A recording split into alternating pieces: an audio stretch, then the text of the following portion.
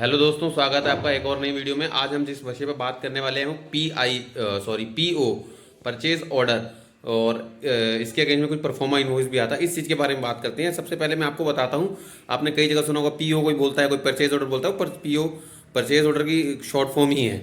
तो ये होता क्या है, कब जरूरत पड़ती है इसकी, और ये कौन लोग बनाते हैं ये।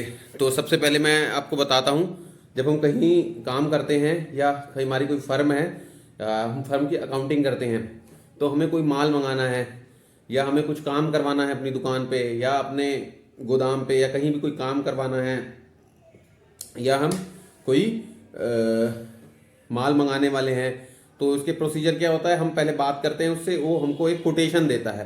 कोटेशन देता है कि हाँ भैया, आपने ये लुब्रिकेंट ऑयल चाहिए, आपको ये 100 लीटर का गैलन है और ये 10 रुपये लीटर आपको पड़ेगा। तो उसका वो एक कोटेशन बना के भेजता है। उसके अगेंस्ट में अब हमने कह दिया कि चलो भेज दो एक एक गैलन। तो वो ऐसा होता नहीं है कंपनियों में या कहीं जब हम कंपनी का काम किसी करते हैं या फर्म का काम करते हैं, तो वो कुछ भी मौखिक रूप से बोला गई चीज की कोई वैल्यू नहीं होती है। उसके लिए हमको लिखित तौर पर देना पड़ता है। लिखित तौर पर हम उसको एक पीओ बना करके देते हैं। जैसे एक सेल का बिल काटते हैं, वैसे एक पीओ होता है, वो भी हमें बनाना पड़ता है। उसमें क्या होता है, एक जगह हम जिससे माल खरीद रहे हैं उसकी डिटेल, उसका जीएसटी नंबर और हमारी डिटेल, हमारा जीएसटी नंबर, कहाँ से आना है, कितना माल आएगा, किस रेट पे आएगा, कितने प्रतिशत टैक्स लगेगा, उसमें कितना भाड़ा लगेगा, उस सब की जानकारी दी जाती है।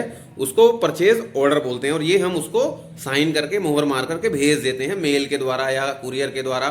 तो फिर वो उसके आधार पर लिखित तौर पर एक उसके ऊपर डॉक्यूमेंट हो गया कि आपने माल मंगाया। कल को आप मुकर नहीं सकते कि माल मंगाया नहीं है आपने। उसकी वैलिडिटी होती है कि भैया 15 दिन के अंदर आ जाना चाहिए माल, 20 दिन के अंदर आ जाना चाहिए।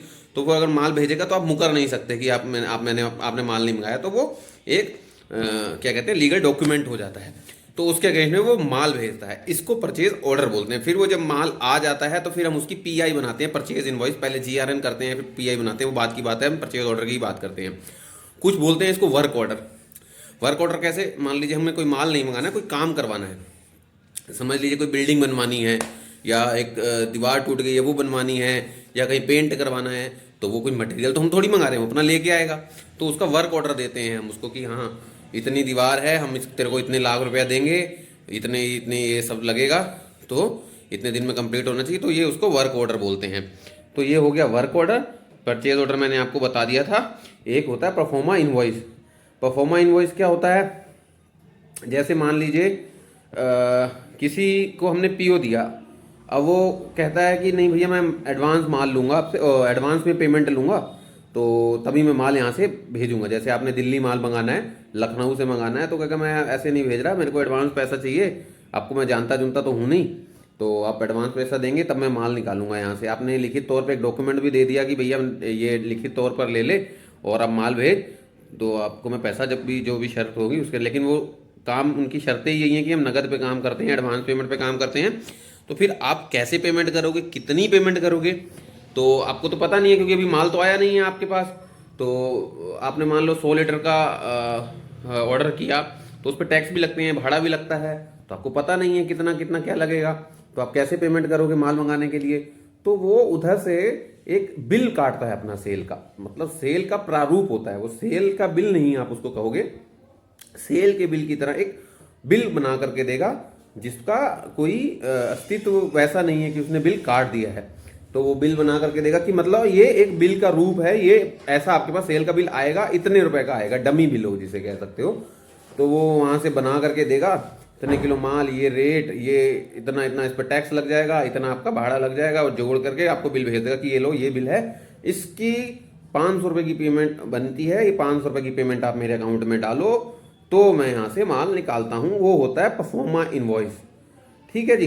तो ये सब परचेज के इर्द गिर्द वाली चीज़ें हैं। पीआई हो गया, पीओ हो गया, और जीआरएन होता है। इसके अलावा ग्रॉस रिसिप्ट नोट, जैसे आपके यहाँ माल आ जाता है, जिसको जो आपने माल मंगाया है, तो फिर उसका आप एक नोट बनाते हो, इन्वेंट्री तैयार करते हो कि इतनी मंगाई थी, इतनी आ गई है, कोई कम तो नहीं है, कोई ज़्यादा तो नहीं है, तो उसका आप नोट बनाते हो। फिर उससे परचेज की बिल की एंट्री हो जाती है। तो ये होता है पूरा प्रोसेस कंपनियों में या लीगल तरीके से काम करने का तरीका। तो आपको उम्मीद करता हूँ कि पीआई, पीओ वगैरह तो जो मेरा मेन मकसद था वो समझ आ गया होगा। और इसको एंट्री हम कैसे करते हैं, अगर आप टैली की बात करें या मार्क की बात करें, आप जब प्रोसेस करेंगे कंपनी क्रिएट करने के बाद, तो आपको पीओ का ऑप्शन मिलेगा। F11 या 12 देख लीजिएगा, वो वैसे मेरे को याद नहीं है। तो वहाँ पर जैसे परचेज का बिल बनाते हैं वैसे पीओ बनता है। वो पीओ जब आप बना देंगे तो जब आपका बिल आएगा तो आप बिल की जब एंट्री करेंगे परचेज में तो आपको वो दिखाई देगा कि ये वाला पीओ आपने भेजा था इस पार्टी को, तो वो वहाँ से उठा भी सकते हैं आप। तो मतलब उसमें क्या करना पड़ेगा, फिर आपको इन्वेंट्री नहीं डालनी पड़ेगी, वो सारा का सारा खुद ही उठा लेगा, है ना। तो आप जब करेंगे तो आपको समझ आ जाएगा। तो उम्मीद करता हूँ आपको ये चीज़ समझ आ गई होंगी। ऐसे ही सेल्स का ऑर्डर भी होता है, सेल्स ऑर्डर बनता है, सेल्स चालान बनते हैं। तो मैं उम्मीद करता हूँ आपको पीआई पीओ समझ में आ गया होगा। आगे की वीडियो में आप क्या देखना चाहते हैं कमेंट बॉक्स में बता देना, और वरना मैं फिर आपको कल डेबिट क्रेडिट वाली जो एंट्री है उसके बारे में बताऊंगा। ठीक है, तो वीडियो को यहीं पे ख़त्म कर देता हूँ। जय हिंद, जय भारत।